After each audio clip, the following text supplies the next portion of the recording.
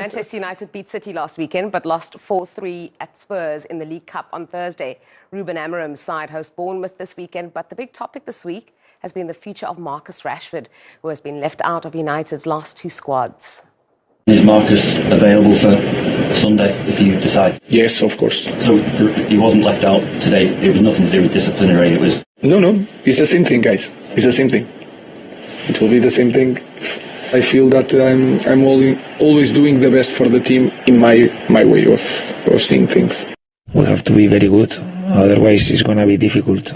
I think they've been playing very well since the new manager arrived. I think we can see straight away what they want to do, a clear identity, and we will have to be ready to win very difficult duels because they have very good players. Chaotic week for Manchester United fans because they had the high of winning the derby in that magical 2-minute spell. Then they had the chaos at Spurs, and all the while in between, it's just been about Marcus Rashford and his future. And I quite respected what Amorim said in the press conference. I would have gone to the manager and not the media. How would you have handled it? I would have gone to the manager. I've done it in the past, and do you know what? You get far more respect and appreciation from the manager as well, because it doesn't look like you're trying to go around the manager's back, going behind his back to get your point across and make him look like the bad guy and you look like the good guy. Ultimately, they're all adults, and respect is not given; it's earned. And the way you earn respect is by knocking on the door. It can be a little bit intimidating initially, especially if you're not used to it, but we're talking about somebody that's been at Manchester United for his whole career, so he's seen some incredible things. He's had great relationships with managers in the past. He's also had great understanding and conversations with everybody upstairs as well, so it's not like it should be a new situation for him, something for him to be worried or concerned about. That just comes from pure frustration.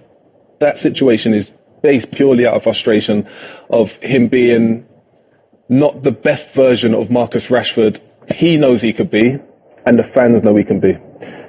It's such a difficult one because if you look at Ruben Amorim, since he's come to United, he's said all the right things. He's brought loads of people back into the fold. You look at Diallo, we've been wondering why we've not seen this guy for the last year.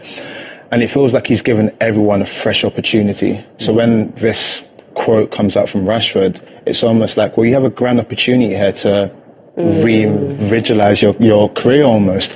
And I think it was probably disappointing for Amorim. And I think when you're playing a derby game and you don't take two attackers like that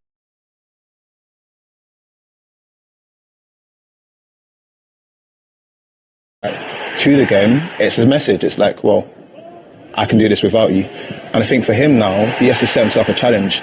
Let me work to get back in the team. And if it is the end of my journey here, at least let's end it on the bang and let me put myself in the shop window. But I don't think any United fan would have ever thought that the Marcus Rashford story at Manchester United would end like this. He's their boy wonder. He did amazing things since he broke through. And yeah, it's just a shame that it looks to be ending on a sad note.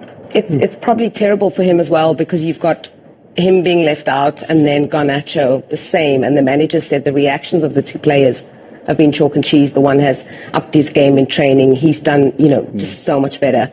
And then Rashford has gone the other route as well. That comparison, you want the reaction that he's been seeing from Garnacho. Yeah, you do. And it speaks volumes, the reaction, as you mentioned there. Look, there's a lot of pressure from Garnacho. There's a lot of pressure from Diallo. There's a lot of pressure from a few of the wingers that you thought were initially out of the picture, out of the equation. And all of a sudden, they've leapfrogged him. Now, on a personal level, do I think that Marcus Rashford is a better technical player overall than some of these guys? Yes, I do. Which means, in my opinion, he should be playing ahead of them.